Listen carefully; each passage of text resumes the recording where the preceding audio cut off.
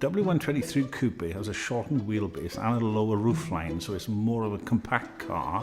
It was a particularly attractive vehicle and stylish, with all the windows down and the sunroof open, and you pretty well nearly got a convertible car then. And they were pretty well loaded up with all the extras you could have: the leather interiors, the ABS brakes, the air conditioning systems. Very attractive to the United States market, where they had even the turbo diesel versions over there. It was an expensive, exclusive model, and I think that gets confused amongst 123s, where people think of a W123 saloon as being a Beirut taxi. The Coupe was never that sort of car. You know, it was a much more expensive and exclusive car. Coupe has always been the rarest, and probably around about 7% of total sales were coupes. The saloon cars started at a basic entry-level vehicle, which would be a 200, a four-cylinder car, and that car was around about £6,000, £7,000 sterling in the late 70s. But the coupe started at around about £11,000, and if you wanted a top-of-the-range car, 280, it went on, and you could put as many extras as you wanted. It could be 3 times the price of a saloon car. Restoration of coupes has become of more interest as the cars have gone up in value, and they really have. In the last 2 or 3 years, they've doubled and trebled in value, and it's extremely difficult to find good ones now, and the restoration of them is expensive, and it is difficult. I mean, I've been restoring them for more than 30 years, and there's still difficulties with it. There are very few parts in the cabin of a coupe that are similar to a saloon. The doors are different, the chrome trims are different, even the mirrors are different. It does share the same engines, but the exhausts are different, everything on a coupe, even the petrol filler cap is completely different to a saloon. All that's been rebuilt back up. The availability of parts is not good anymore. So the restoration of them is expensive and extremely difficult, which is why the value of really good low mileage ones and ones that have been restored has rocketed up over the last couple of years. I think the golden rule in buying a coupe, or if you're interested in looking for a coupe, is you must buy the very, very best you can, or leave them alone. Really good W123 coupes are far rarer than some very expensive sports cars like Pagodas and 300s and sports cars from the 60s. You can find them anywhere. You can buy a classic car magazine. If you want a Pagoda SL, there's as many as you want there.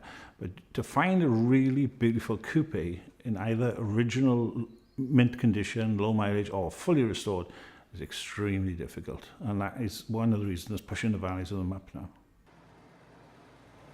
This particular 280C is a late one, very highly optioned. It's got leather, it's got the sunroof, it's got full electric windows, which I don't necessarily think they had as standard. Now got air conditioning, which is very rare on UK market cars. You could pay almost as much again in options, I think, as you pay for the actual car. And there was a lot of different things you could have on it. I think the only thing that you've not got on this one is the two-tone town and country horns, which is very rare because I don't think I've ever seen them on anything else. Somebody who was buying a W123 Coupe, a 230 or a 280 CE, was looking at it as a long-term purchase, I suppose. Was probably going to keep it longer. One of the reasons being because it cost more, probably couldn't afford to replace it as often. I've had the car for 30 years, and what's not to like about this model W123 280 CE Coupe? Everywhere I go, people stop and say, love your car, in traffic jams, when people are next to you, love your car, how old is it, do you want to sell it? And it's just a nice car to drive. Until you've driven one doesn't realise how nice it is to drive. I have a bit of a weakness for classic Mercedes cars. I really do like them, and I really do like the convertibles. And I've been lucky enough to own some of those. However, here in London, where the weather isn't always great, to have a convertible which I'd have to park on the road is not ideal. So when I was looking for a car, I thought, what gets me close to having a convertible experience whilst actually having a closed car? So then I looked at this coupe with the pillarless feature, which means you really open it up, as you can see now, and then if on top of it you open the windows, then you really do feel like you've got the wind in your hair, if you have any hair. You've only got to look at the numbers you still see on the road compared to anything else, and still being used as daily cars compared to anything else. It just says it all, really. They're still there and they're still being used, and they'll still be there for a long time to come. They're almost too good to be a classic car. Some of the funny classic cars is the fact that they're not competent, whereas these are almost too competent to be a classic car, which is a good thing, obviously. What makes the 123 model more desirable as a classic than anything else is it is better than anything else. It is simply the truth. The previous coupe models and all the saloon cars with fuel injection are extremely complex to service, and they need specialist maintenance and very short service intervals. Most of them have got greasing points on them, and they need 3,000 mile interval service. W123s don't need that.